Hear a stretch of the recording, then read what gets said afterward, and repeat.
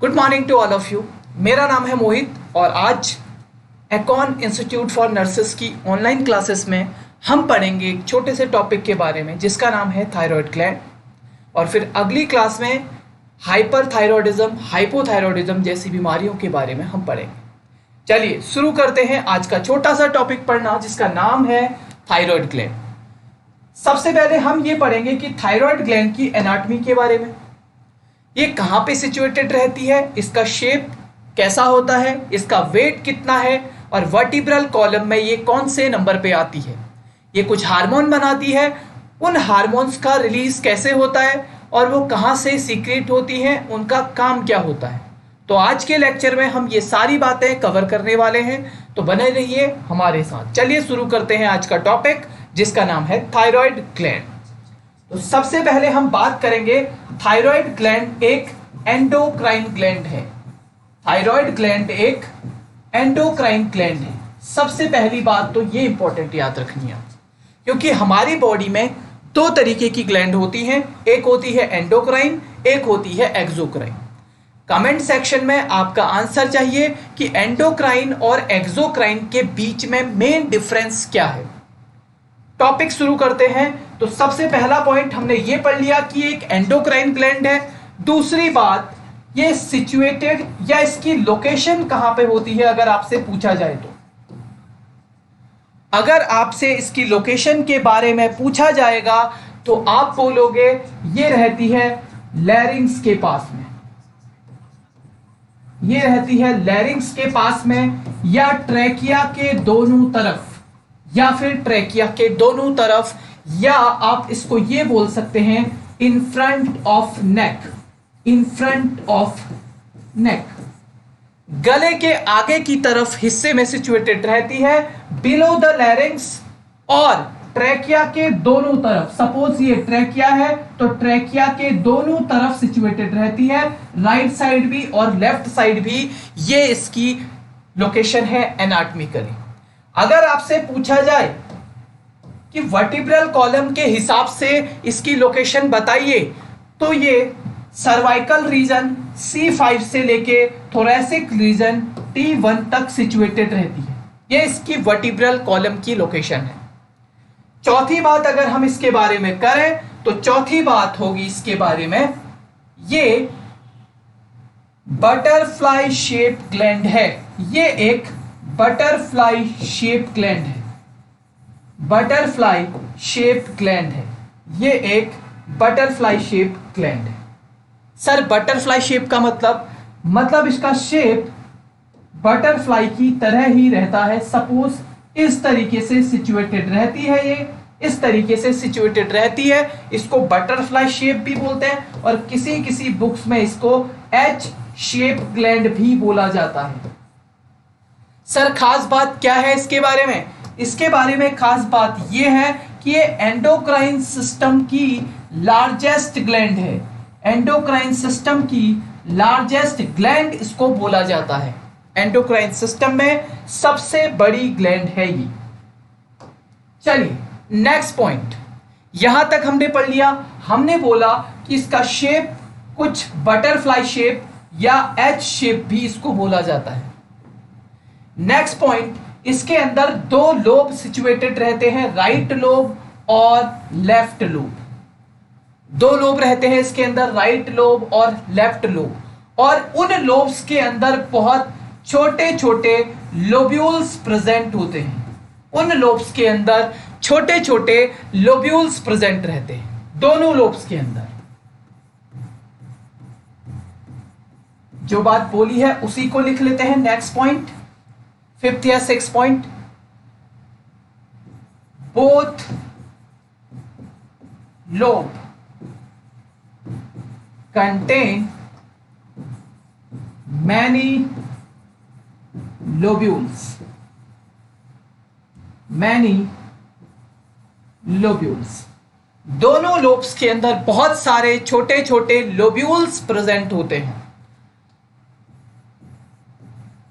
और दोनों ही lobe, both lobe connected by, both lobe connected by a structure called isthmus, a structure called isthmus। दोनों ही lobe के बीच में एक कनेक्शन रहता है और उस कनेक्शन का नाम है isthmus। दोबारा से बात करते हैं 7वें पॉइंट की। दोनों लोब कनेक्ट रहते हैं किसके द्वारा? सबसे पहले तो बता दें isthmus के द्वारा। इतनी बात एनाटॉमी के बारे में हो गई। फिर एक आध बातें और कर लेते हैं। हमने जो बोला ईच लोब्यूल, अब ये जो छोटे छोटे लोब्यूल्स हैं, ये छोटे छोटे लोब्यूल्स हैं, इन लोब्यूल्स के अंदर दो तरीके की सेल्स पाई जाती हैं। एक तो फॉलिक्यूलर सेल, एक जैसे ये एक लोब्यूल है, एक लोब्यूल को मैंने यहां पे जूम करके बना दिया। इस लोब्यूल के अंदर भी दो तरीके की सेल पाई जाती है। एक तो होती है फॉलिक्यूलर सेल, एक तो होती है फॉलिक्यूलर सेल। और फॉलिक्यूलर सेल के पास में ही, के साथ में ही एक और स्ट्रक्चर या एक और तरीके की सेल पाई जाती है। जैसा कि आप देख पा रहे हैं, ये कहलाती है सी शेप सेल। इनको बोलते हैं सी शेप सेल। दोबारा से मैंने क्या बोला? मैंने बोला दो लोब प्रेजेंट होते हैं और उन्हीं दो लोब के अंदर बहुत सारे छोटे छोटे लोब्यूल्स प्रेजेंट होते हैं। उन लोब्यूल्स में हर एक लोब्यूल के अंदर दो तरीके की सेल पाई जाती है। एक होती है फॉलिक्यूलर सेल और दूसरी होती है सी शेप सेल। क्या पाई जाती है? सी शेप सेल पाई जाती है।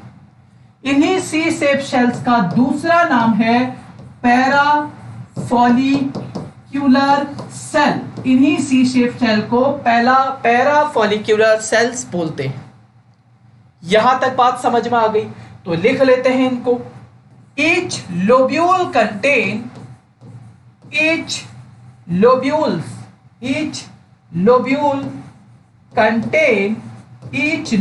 contain two type of cell. Each lobule contain two type of cell. The first one is follicular cell. Follicular cell and the second one is C-shaped cell और इसका दूसरा नाम था पैराफॉलिक्यूलर सेल। इसका नाम था पैराफॉलिक्यूलर सेल। ये किसके अंदर है? ये दो बहुत सारे लोब्यूल थे ऐसे। इन्हीं लोब्यूल्स के अंदर छोटी छोटी सेल्स थी जिनको हमने बोला था फॉलिक्यूलर सेल। उन फॉलिक्यूलर सेल को ऐसे उनको कवर किया हुआ था एक सी शेप सेल्स ने। किसने किया था? सी शेप सेल ने उनको कवर किया था, जिसको हमने बोला पैराफॉलिक्यूलर सेल। उनको हमने बोला पैराफॉलिक्यूलर सेल और जो अंदर थी उनको बोला फॉलिक्यूलर सेल।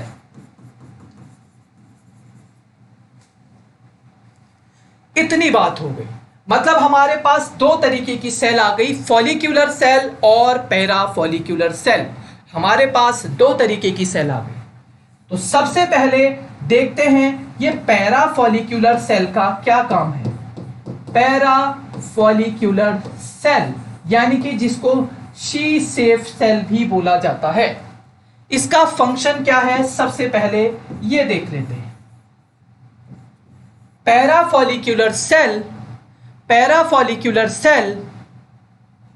क्या काम करती है? Parafollicular cell release calcitonin. Parafollicular cell calcitonin नाम का हार्मोन सीक्रेट करते हैं या रिलीज करते हैं।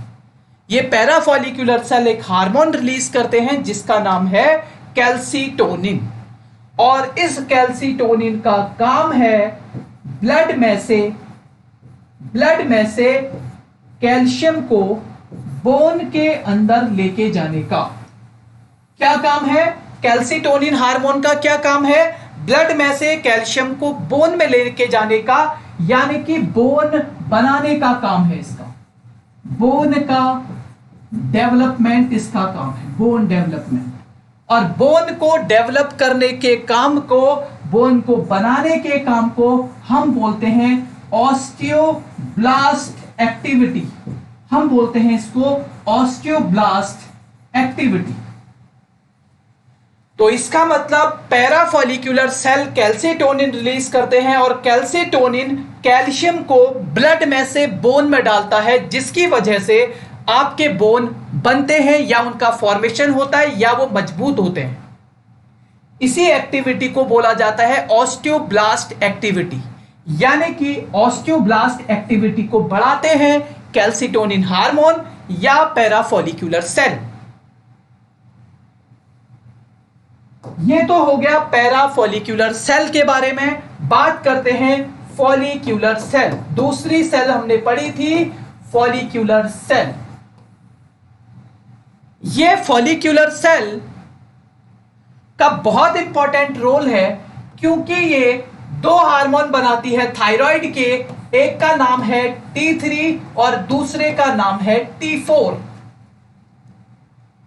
T3 को हम बोलते हैं ट्राई आइडोथायरोनिन और T4 को बोला जाता है टेट्रा आइडोथायरोनिन।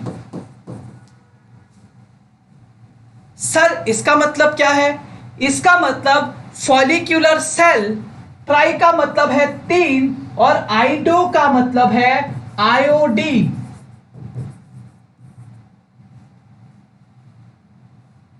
मतलब T3 आयोडीन के 3 मॉलिक्यूल से बना है या 3 एटम से बना है। मैं ये कह सकता हूं कि आयोडीन के 3 मॉलिक्यूल यहां पे हैं, इसकी वजह से हमारा ट्राई आइडोथायरोनिन बना है। और टेट्रा का मतलब आपको पता है, टेट्रा का मतलब होता है 4, यानी कि 4 आयोडीन के मॉलिक्यूल हैं यहां पे। 4 आयोडीन के मॉलिक्यूल है यहां पे, इनकी वजह से जो बन रहा है इसको बोलते हैं टेट्रा आइडोथायरोनिन। इसको बोला जाता है दोस्तों टेट्रा आइडोथायरोनिन। इसी का दूसरा नाम है, टेट्रा आइडोथायरोनिन का ही दूसरा नाम है थायरॉक्सिन। तो अगर आपसे पूछे कि थायरॉक्सिन किसे बोलते हैं, तो आप बोलोगे T4 को ही थायरॉक्सिन बोलते हैं, T4 को ही टेट्रा आइडोथायरोनिन बोला जाता है। अब आपने एक टर्म सुनी होगी जिसका नाम है गॉइटर। सर गॉइटर मतलब? गॉइटर का मतलब होता है इनलार्जमेंट ऑफ थायराइड ग्लैंड। आपने एक नाम सुना होगा जिसका नाम है गॉइटर। और गॉइटर हो सकता है इनलार्जमेंट ऑफ थायराइड ग्लैंड। जब ये थायराइड ग्लैंड आपकी इनलार्ज हो जाती है, बड़ी हो जाती है, इसको बोलते हैं गॉइटर। और गॉइटर के होने का मेन रीजन है, एक तो रीजन है आयोडीन की डेफिशिएंसी। सर मतलब अगर सपोज करो आपके ग्लैंड है और इस ग्लैंड को आपने काम दिया था कि भैया आप थायराइड के हार्मोन बनाओ, T3 और T4 बनाओ। अगर आपकी बॉडी में आयोडीन की कमी है, तो क्या ये प्रॉपर T3 T4 बना पाएगी? कभी नहीं बना पाएगी। तो जब इसको T3 T4 बनाने के लिए आयोडीन की जरूरत होती है, अगर आपकी बॉडी में आयोडीन नहीं है, तो ये हमारी ग्लैंड अपना साइज इंक्रीज कर लेती है, जिससे कि ज्यादा अब्जॉर्प्शन हो पाए आयोडीन का। तो आयोडीन की डेफिशिएंसी की वजह से जो हमारी थायराइड ग्लैंड है वो एज ए कंपनसेशन अपने साइज को इनलार्ज कर लेती है, जिससे कि ज्यादा अब्जॉर्प्शन हो, आयोडीन का। इसी को बोलते हैं गोइटर। तो इसका मतलब यह है जब भी हाइपोथायरॉयडिज्म होगा तो आपको गोइटर देखने को मिल सकता है। तो इसका मतलब क्या सर हाइपरथायरॉयडिज्म में नहीं देखने को मिलेगा? हाइपरथायरॉयडिज्म में नहीं देखने को मिलेगा, मैंने ऐसा नहीं कहा। गोइटर आपको दोनों ही कंडीशन में देखने को मिल सकता है, चाहे हाइपोथायरॉयडिज्म हो या चाहे हाइपरथायरॉयडिज्म हो। सर कैसे? अगर हाइपोथायरॉयडिज्म होगा, ये तो मैंने आपको बता दिया कि आयोडीन की कमी होगी, और आयोडीन की कमी होगी तो आपका जो थायराइड ग्लैंड है वो अपना साइज बड़ा कर लेगा ज्यादा आयोडीन के अब्जॉर्प्शन के लिए। पर जब हाइपरथायरॉयडिज्म हो रहा है, मतलब हमारी थायराइड ग्लैंड बहुत ज्यादा काम कर रही है, तो जब आप बहुत ज्यादा काम करते हो, जिम में जाते हो, बहुत ज्यादा एक्सरसाइज करते हो किसी भी मसल्स की, तो वो मसल भी तो ग्रो हो जाती है ना। तो आज के बाद याद रखना, ज्यादा काम करने की वजह से यानी कि हाइपरथायरॉयडिज्म की वजह से भी गोइटर होता है और हाइपोथायरॉयडिज्म की वजह से भी गोइटर होता है। अगर हाइपोथायरॉयडिज्म की वजह से गोइटर हो रहा है तो इसको हम सिंपल गोइटर बोलते हैं।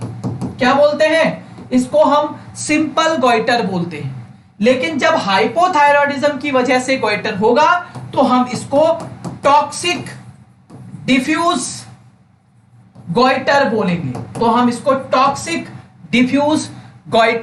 बोलेंगे। इसको हम बोलेंगे टॉक्सिक डिफ्यूज गोइटर। ये था थोड़ा सा गोइटर के बारे में। तो इसका मतलब, और गोइटर होने के कुछ कारण भी हो सकते हैं। या तो ये जेनेटिक हो सकता है, जेनेटिक भी हो सकता है, या फिर कुछ ऐसे फूड ना लेने की वजह से भी हो सकता है जिनमें आयोडीन हो। आयोडीन वाले फूड आपने कम कर दिए तो आपको गोइटर हो सकता है। तीसरा कारण कुछ ऐसे फूड भी हो सकते हैं जैसे सोयाबीन, जैसे कैबेज, जैसे स्पिनिच। ये T4 के प्रोडक्शन को डिक्रीज करते हैं, थायरॉक्सिन के प्रोडक्शन को बनने नहीं देते। ऐसे फूड अगर आपने बहुत ज्यादा सोयाबीन, कैबेज या स्पिनिच ले ली तो ये T4 को बनने नहीं देते, जिसकी वजह से भी गोइटर हो सकता है। कुछ ऐसी ड्रग्स भी हैं जिनकी वजह से गोइटर हो सकता है, जैसे डोपामिन वाली ड्रग्स, जैसे लिथियम, और जैसे ग्लूकोकॉर्टिकॉइड। ये कुछ ऐसी ड्रग्स हैं जो आपकी बॉडी में T3, T4 के लेवल को या उनके प्रोडक्शन को डिक्रीज कर देते हैं। तो इसका मतलब इनकी वजह से भी हाइपोथायरॉयडिज्म या गोइटर हो सकता है। चलिए नेक्स्ट बात करते हैं, अपने टॉपिक पे आते हैं वापस से। हम पढ़ रहे थे थायराइड ग्लैंड के बारे में, और थायराइड ग्लैंड में हमने पढ़ी दो तरीके की सेल्स होती हैं, फॉलिक्यूलर सेल और पैराफॉलिक्यूलर सेल। फॉलिक्यूलर सेल्स का जो मेन फंक्शन होता है वो था T3, T4 को बनाना, और पैराफॉलिक्यूलर सेल बना रही थी कैल्सिटोनिन को। कैल्सिटोनिन आपके बोन में कैल्शियम को बनाने में हेल्प करता है, जबकि T3, T4 आयोडीन की मदद से बनते हैं, यानी कि उनको बनाने के लिए आयोडीन के मॉलिक्यूल्स जरूरी हैं। तो हमने कैल्सिटोनिन का फंक्शन पढ़ लिया था। अब हम फंक्शन पढ़ने वाले हैं T3 एंड T4 के क्या क्या फंक्शन होते हैं आपकी बॉडी में, इनको सुन लेते हैं जल्दी से।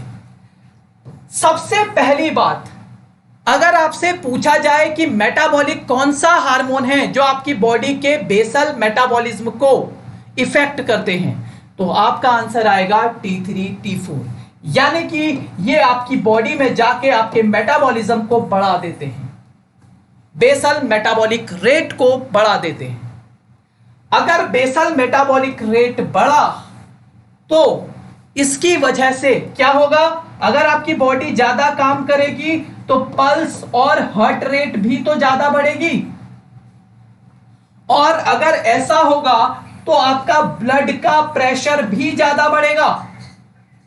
अगर मेटाबॉलिज्म ज्यादा हो रहा है, अगर मेटाबॉलिज्म ज्यादा हो रहा है तो आपको एक बात बता दूं, अगर मेरी बॉडी में बहुत ज्यादा मेटाबॉलिज्म होगा तो मेरी बॉडी हीट भी ज्यादा जनरेट करेगी, हीट जनरेशन को भी बढ़ा देगी, बहुत ज्यादा हीट आने लगेगी बॉडी से, और अगर हीट ज्यादा बनेगी तो इसकी वजह से आपको बहुत सारा पसीना आ सकता है, जिसको बोलते हैं डायाफोरेसिस, जिसको बोलते हैं डायाफोरेसिस।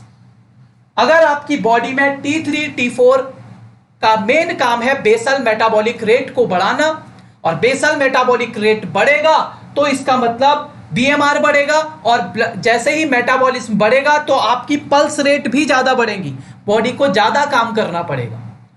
अगर आपकी पल्स ज्यादा बढ़ी तो आपका ब्लड प्रेशर भी ज्यादा बढ़ेगा, और ब्लड प्रेशर ज्यादा बढ़ेगा तो आपकी बॉडी अपने आप ही हीट जनरेट करने लग जाएगी बहुत ज्यादा अमाउंट में, और हीट जनरेट हुई तो आपकी बॉडी में पसीने आने लगेंगे, डायाफोरेसिस होने लगेगा। इसके अलावा जब बहुत ज्यादा मेटाबॉलिज्म होगा तो मुझे एक बात बताइए, इसका मतलब क्या मैं ये लिखूं यहां पे कि ये आपकी बॉडी के अंदर वेट का लॉस कराता है? क्योंकि मेटाबॉलिज्म ज्यादा होगा तो इसका मतलब लिपिड भी ज्यादा टूटेगा, लिपिड का ब्रेकडाउन भी ज्यादा होगा, और फैट ज्यादा टूटेगा तो अपने आप ही क्या बनेगा, वेट का लॉस होगा। अगर लिपिड टूट रहा है तो क्या मैं ये लिख सकता हूं, यही वो हार्मोन है जो आपकी बॉडी में हेल्प कर सकता है कोलेस्ट्रॉल को डिक्रीज करने में। अरे अगर फैट का मेटाबॉलिज्म ज्यादा होगा तो इसका मतलब कोलेस्ट्रॉल आपकी बॉडी में कम होगा। अच्छा, क्या मैं ये लिख सकता हूं, अगर मेटाबॉलिज्म ज्यादा हुआ तो आपकी बॉडी के कार्ब्स का ब्रेकडाउन भी बढ़ेगा? मेटाबॉलिज्म का मतलब ही ब्रेकडाउन है, तो अगर कार्बोहाइड्रेट का ब्रेकडाउन बहुत ज्यादा मात्रा में होगा तो क्या इसकी वजह से ब्लड का ग्लूकोज लेवल बढ़ नहीं जाएगा क्या? बिल्कुल, ब्लड का ग्लूकोज लेवल बढ़ जाएगा। इसके अलावा ब्लड ग्लूकोज भी बढ़ गया, इसके अलावा और क्या हो सकता है? अगर आपने सुना हो sleep wake up cycle, sleep wake up cycle, sleep wake up cycle का मतलब 24 आवर्स आप कुछ ना कुछ काम करते रहते हो, तो आप अपने आप ही सुबह 6 बजे 7 बजे 8 बजे 12 बजे जो भी आपका टाइम है, अपने आप ही आपकी नींद खुलने लग जाती है। उसको भी आपको कब सोना है और कब उठना है, इसको भी मेंटेन करने का काम करते हैं हमारे T3 और T4 हार्मोन। तो स्लीप वेकअप साइकिल को भी मेंटेन करता है हमारा T3 और T4 हार्मोन। इसके अलावा सबसे इंपॉर्टेंट, ये आपकी बॉडी में मूड को भी कंट्रोल करते हैं, मूड को कंट्रोल करने का काम करते हैं। सपोज अगर आपकी बॉडी में बहुत ज्यादा मात्रा में T3 T4 बढ़ गए तो ये आपको एंजाइटी जैसे सिम्टम्स करवा सकता है, और अगर बहुत ज्यादा कम हो गए तो ये आपको डिप्रेशन भी लीड करवा सकता है। डिप्रेशन, एंजाइटी, डिप्रेशन जैसी चीजें भी थायराइड की वजह से हो सकती हैं। एंजाइटी और डिप्रेशन वाली चीजें भी हो सकती हैं, किसकी वजह से? इसी थायराइड हार्मोन की वजह से, इसी थायराइड हार्मोन की वजह से। चलिए, तो अगर मैं बोलूं और क्या काम है तो एक और काम बता देता हूं। बच्चों के अंदर ये स्केलेटल सिस्टम को मेंटेन करने में हेल्प करता है, यानी कि बोन की ग्रोथ करवाता है। स्केलेटल थायरोक्सिन हार्मोन आपके बॉडी में आपके ऑर्गन्स का, बोन्स की ग्रोथ करवाता है, यानी कि बच्चे की ग्रोथ में भी रिस्पॉन्सिबल है। ये T3 T4 हार्मोन ग्रोथ भी करवाते हैं, और ग्रोथ के साथ साथ ये नर्वस सेल्स जो होती हैं, या नर्वस सिस्टम को भी ग्रो करने में या मेच्योर करने में हेल्प करते हैं, न्यूरॉन्स के डेवलपमेंट के लिए जरूरी है। तो अगर बोन्स की ग्रोथ करवा रहा है तो आपका ग्रोथ हो रही है, और अगर न्यूरॉन्स या नर्व्स की ग्रोथ करवा रहा है तो आपका डेवलपमेंट हो रहा है। तो आप ये कह सकते हैं कि हमारे ब्रेन को डेवलप करने का काम कर रहा है। तो थायरॉक्सिन हार्मोन का एक काम ये भी है कि ये ग्रोथ और डेवलपमेंट जैसी चीजों में भी पार्टिसिपेट करता है, ये रिस्पॉन्सिबल है इन चीजों के लिए। तो अगर किसी बच्चे की ग्रोथ और डेवलपमेंट में फर्क आता है तो हो सकता है कि उसके T3 T4 के लेवल में अल्टरेशन आए। चलिए नेक्स्ट पॉइंट। इसके अलावा अगर मैं बात करूं कि ये फंक्शन कैसे करता है तो आपको बता दूं, सबसे पहले आपका हाइपोथैलेमस काम करेगा। हाइपोथैलेमस काम करेगा और हाइपोथैलेमस बोलेगा पिट्यूटरी को, हाइपोथैलेमस बोलेगा एंटीरियर पिट्यूटरी को, और एंटीरियर पिट्यूटरी से एक हार्मोन निकलेगा जिसका नाम है थायराइड स्टिमुलेटिंग हार्मोन, जिसका नाम है थायराइड स्टिमुलेटिंग हार्मोन। और ये थायराइड स्टिमुलेटिंग हार्मोन हमारी थायराइड ग्लैंड के पास जाएगा, हमारी थायराइड ग्लैंड के पास जाएगा और वहां से रिलीज करवा देगा T3 और T4।